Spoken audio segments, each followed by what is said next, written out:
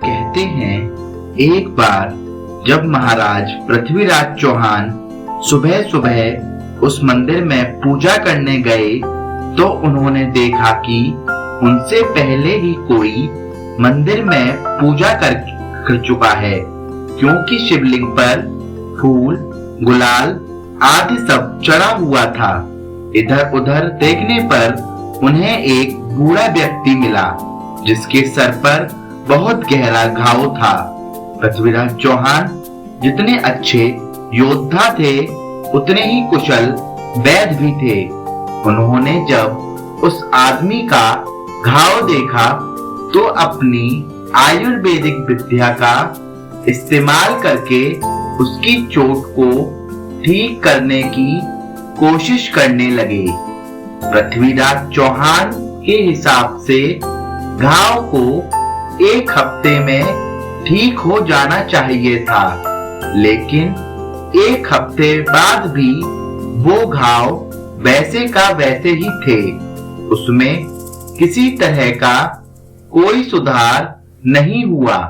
ये देखकर महाराज पृथ्वीराज को बहुत आश्चर्य हुआ।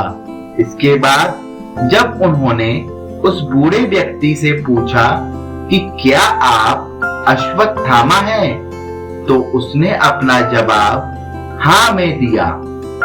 उसका जवाब सुनकर महाराज चौहान चौंक गए। उन्होंने अपनी नम आंखों से भरोसा नहीं हुआ। तब अश्वत्थामा ने उनसे वरदान मांगने को कहा। कहते हैं अश्वत्थामा ने ही उन्हें शब्दवेदी बाण चलाने की विद्या सिखाई थी। इतना ही नहीं, उन्होंने पृथ्वीराज चौहान को 3 शब्दवेदी बाण भी दिए थे जो कि अचूक थे, और बाद में इसी विद्या और बाण का इस्तेमाल करके उन्होंने मोहम्मद गोरी को मौत दी थी। कई लोगों का मानना है कि ये मंदिर बुरहानपुर स्थित असीरगढ़ किले का वही शिव मंदिर है जहां अश्वत्थामा शिवजी की आराधना करने के लिए आज भी रोज आते हैं। हालांकि इस बात में कितनी सच्चाई है, इस बात का कोई पुख्ता सबूत नहीं है। बता दें, महाभारत के इस पात्र अश्वत्थामा की कहानी काफी रहस्यमयी और चौंकाने वाली है, क्योंकि इनको मिले एक श्राप के कारण वो आज भी जीवित हैं और दर दर भटक रहे हैं। कहते हैं अपने पिता की छल से हुई हत्या का बदला लेने के लिए अश्वत्थामा ने पांडु पुत्रों की हत्या कर दी थी।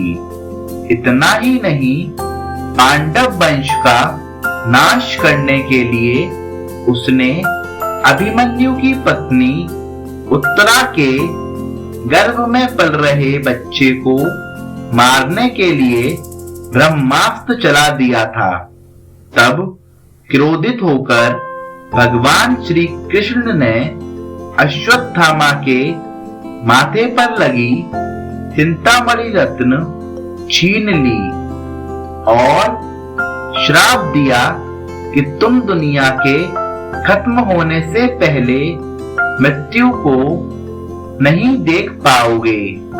मान्यता है कि अपने उस पाप की सजा अश्वत्थामा आज भी भुगत रहे हैं और अपनी मुक्ति के लिए भटक रहे हैं। उनकी मौजूदगी का एहसास कई बार किया गया है। बता दें, मध्य प्रदेश के बुरहानपुर शहर से करीब 20 किलोमीटर दूर असीरगढ़ का किला है। यहाँ के स्थानीय लोगों का कहना है कि अश्वत्थामा आज भी इस किले में भगवान शिव की पूजा करने आते हैं। जिसने भी उनको देखा है वो या तो जिंदा नहीं बचा या फिर उसकी मानसिक स्थिति हमेशा के लिए खराब हो गई। यहाँ के बारे में यह भी कहा जाता है कि अश्वत्थामा पूजा करने से पहले किले के तालाब में स्नान भी करते हैं। दोस्तों, इसके साथ ही जबलपुर की नर्मदा नदी के गौरी घाट के किनारे भी अश्वत्थामा को भटकते हुए देखे जाने की बात कही जाती है। स्थानीय लोगों का कहना है कि यहाँ नदी किनारे भटकते हुए अश्वत्थामा अपने घाव से बह रहे खून को रोकने के लिए कभी कभी हल्दी और तेल मांगते हैं।